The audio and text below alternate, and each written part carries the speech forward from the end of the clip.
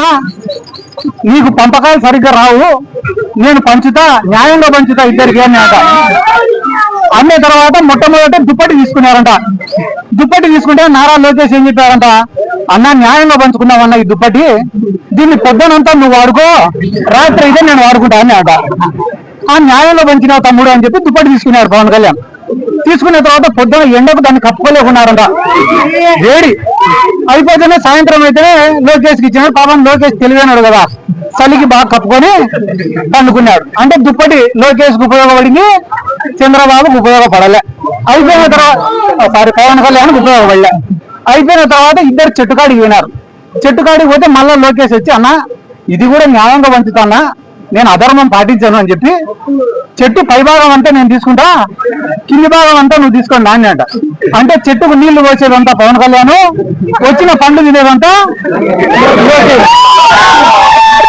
అయిపోయిన తర్వాత మళ్ళా మూడో ఆవు కాడికి పోయారట. అన్న ఇది కూడా నేను న్యాయంగా పంచుతానా, ఆవుకు ముందు భాగం అంతా నువ్వు తీసుకో, వెనక భాగం అంతా నేను తీసుకుంటా అని అంట. అంటే ఆవుకు రోజు నీళ్లు పోసేది, మేపేసేది అంతా పవన్ కళ్యాణ్, వచ్చే పాలు పిండుకొని తినేది లోకేష్. ఈ రోజు జన సైనికుల పరిస్థితి ఏమరా అంటే, కూలింగ్ చేసేది ఇల్లు, వచ్చిందంతా తినేది తెలుగు తమ్ముళ్ళు. కాబట్టి తెలుగుదేశం వాళ్ళకే జనసేన వాళ్ళకే గతి లేనప్పుడు మన పైన దాడి పైన వీళ్ళు స్పందిస్తారు అనుకోవడం మన మూర్ఖత్వం. ఎందుకంటే చంద్రబాబు నాయుడు అనే వ్యక్తికి ఈ రాష్ట్రంలో ఎవడైనా ఏలెత్తి చూపించినా ప్రశ్నించినా నచ్చదు. దాంట్లో భాగంగానే ఆ రోజు వంగవీటి మోహనరంగ గారు పోరాడుతున్నారనే ఉద్దేశంతో, ఆయనను అంతమొందించాలనే ఉద్దేశంతో ఇదే తెలుగుదేశం పార్టీని కుట్ర చేసి ఆయన లేకుండా చేసినారు. అయిపోయిన తర్వాత కాపు సామాజిక వర్గం కోసం ముద్రగడ పద్మనాభం గారు అంత పెద్ద పోరాటం చేస్తే ఆయనను ఆయన కుటుంబ సభ్యులపైన దాడి చేసి అవమానించి ఆయన మనసును గాయపరిచేలా చేసింది కూడా ఇదే చంద్రబాబు నాయుడు గారి ప్రభుత్వమే. ఆ రోజు హైదరాబాద్ బషీర్బాగ్ లో విద్యుత్ ఛార్జీల పెరుగుదల పైన పేదవాళ్ళందరూ ఉద్యమానికి పోతే ఎట్లా ఉద్యమం చేస్తారని చెప్పి వాళ్ళపైన కాల్పులు చేసి చంపింది ఇదే చంద్రబాబు నాయుడు గారే. కాబట్టి ఈ రాష్ట్రంలో ఆయనకు ఎవరు కూడా ఎదురు తిరగకూడదు, ఎదురు మాట్లాడకూడదు. ఎవరైనా ఎదురు మాట్లాడితే ఎంత పెద్దవాళ్ళైనా లేదా పూర్తి మైనర్లైనా ఎవరిని కూడా వాళ్ళు ఇచ్చిపెట్టారు, వాళ్ళపైన కక్ష సాధింపు చర్యలు చేస్తారు. అందరు జైలుకి పోయినారన్నా ఏం బాధ లేదు, మేము తిరిగి వస్తాం, పోరాడతాం, జగన్ సార్ని ముఖ్యమంత్రిని చేసుకుంటాం. కానీ వాళ్ళని క్షమించండి ఎవరో తెలుసా, ఆ భగవంతుడు, ఆ వెంకటేశ్వర స్వామి వాళ్ళని క్షమించాడని చెప్పి ఈ సందర్భంగా నేను తెలియజేసుకుంటూ, ఇంకా వాళ్ళు చేసిన పాపాల గురించి చెప్తే గానీ ఆడ సింహాచలం దేవస్థానం కాడి నుంచి, ఆడ కాశీబుగ్గ కాడి నుంచి, తిరుమలలో జరిగిన తొక్కిసలాట కాడి నుంచి, నిన్న శ్రీశైలంలో జరిగిన లాఠీ చార్జ్ వరకు వాళ్ళ గురించి చెప్తే గానీ రాష్ట్ర ప్రజలు ఎంటబడి పంతారని చెప్పి ఈ సందర్భంగా నేను తెలియజేసుకుంటూ, ఇక్కడ ఉన్న లోకల్ ఎమ్మెల్యే గారు ఒక మనిషిని ఇబ్బంది పెడితేనో లేదా ఒక మనిషిని బాధ పెడితేనో ప్రభుత్వాన్ని ప్రశ్నించడం ఆగిపోతుంది అనుకోవడం, లేదా ప్రభుత్వం చేసిన తప్పులను వేలెత్తి ఎవరు చూపించారని అనుకోవడం ఆ ప్రభుత్వం యొక్క మూర్ఖత్వం అవుతుంది. ఈరోజు దాదాపుగా 2000 మంది అంబటి రాంబాబు గారి ఇంటిపైన దాడి చేస్తే అంబటి రాంబాబు గారు ఈరోజు బాధితుడు, విక్టిమ్ ఆయన. కానీ ఈరోజు బాధితుడిని రాజమండ్రి సెంట్రల్ జైల్లో పెట్టి ఎవరైతే నిందితులు ఉన్నారో, ఎవరైతే ఈ క్రైమ్ కు పాల్పడినారో, ఈ దాడికి పాల్పడినారో వాళ్ళందరూ స్టేషన్ బెయిల్ తీసుకొని ఇదే గుంటూరులో స్వేచ్ఛగా తిరుగుతున్నారు. అంబటి రాంబాబు గారి పైన దాదాపుగా 36 కేసులు పెట్టినారు.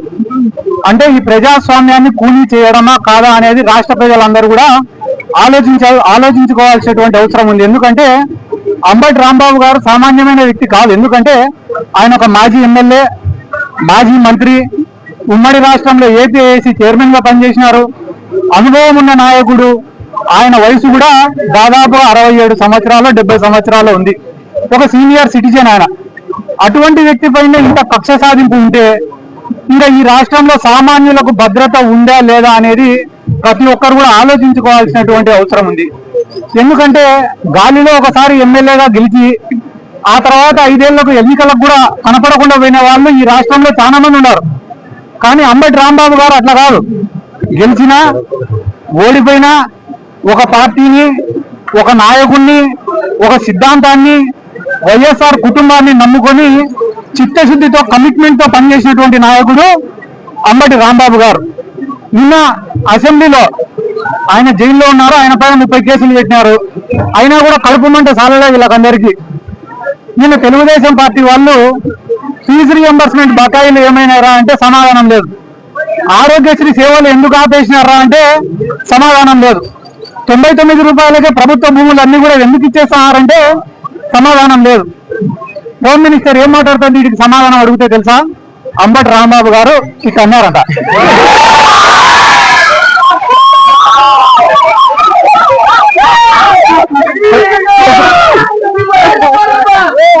ప్రజలకు ఉపయోగపడే సమస్యలు 100 అడిగితే దానిలో సమాధానం చెప్పకుండా అంబటి రాంబాబు గారు ఇట్టన్నారు. అది దేనికి సంకేతం ఇస్తున్నాడు అంబటి రాంబాబు గారు అని అంటున్నారు.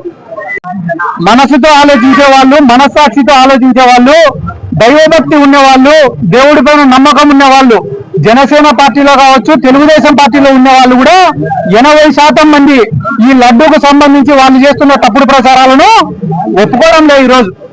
కాబట్టి అంబటి రాంబాబు గారిని ఏదో జైలుకు పంపించినంత మాత్రాన ఈ పోరాటం ఆగిపోతుంది, ఇంకా ఎవరు మాట్లాడరు అని అనుకోవడం వాళ్ళ అవివేకం. ఎందుకంటే అంబటి రాంబాబు గారికి జైలుకు పంపించిన రోజు నుంచి ఈ రోజు వరకు వైఎస్ఆర్ కాంగ్రెస్ పార్టీ మాట్లాడడం పక్కన పెట్టండి, మా మౌనిక గారే అద్భుతంగా మాట్లాడుతున్నారు, అనర్గళంగా మాట్లాడుతున్నారు, ధైర్యంగా మాట్లాడుతున్నారు.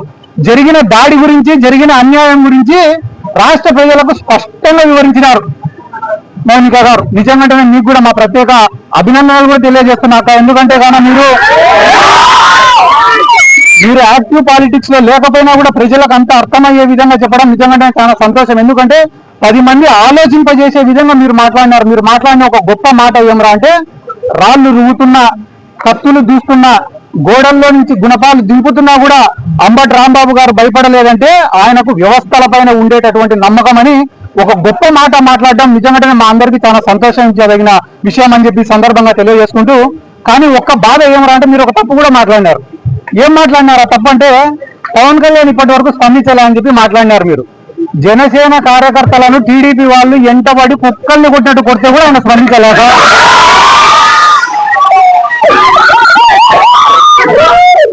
కుక్కల్ని కొట్టినట్టు వీధిలో చొక్కాలు చింపి కొడితే కూడా పవన్ కళ్యాణ్ స్పందించలే. ఇంకా అంబటి రాంబాబు గారి పైన, మన పైన దాడి జరిగితే ఆయన స్పందిస్తారని అనుకోవడం కూడా మన తప్పైతుందని చెప్పి ఈ సందర్భంగా నేను తెలియజేస్తాను. మీకు ఆయన ఒక ఎక్స్ మినిస్టర్ అని మీకు గుర్తులేనట్టుంది. అయితే ఎనీహౌ అసలు ఇది మొత్తం ఎక్కడ మొదలైంది?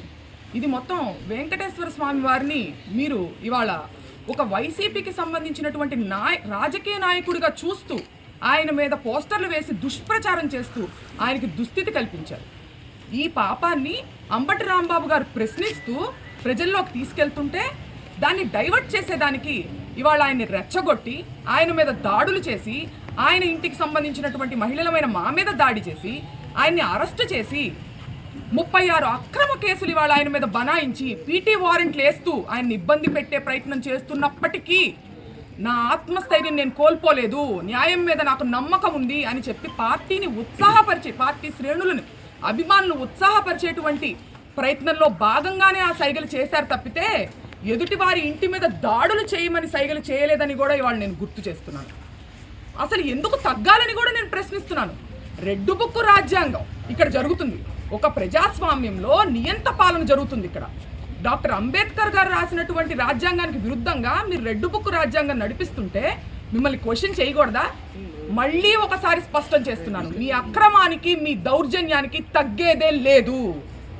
అలాగే నాకు ఒక అనుమానం ఉందండి అనిత గారు, మీరు అసలు అన్నది అంబటి రాంబాబు గారినా లేకపోతే పరోక్షంగా లోకేష్ గారిని ఏమన్నా అన్నారా? ఎందుకంటే గతంలో ఆయన కూడా అలాంటి సైకిల్ చేయడం జరిగింది.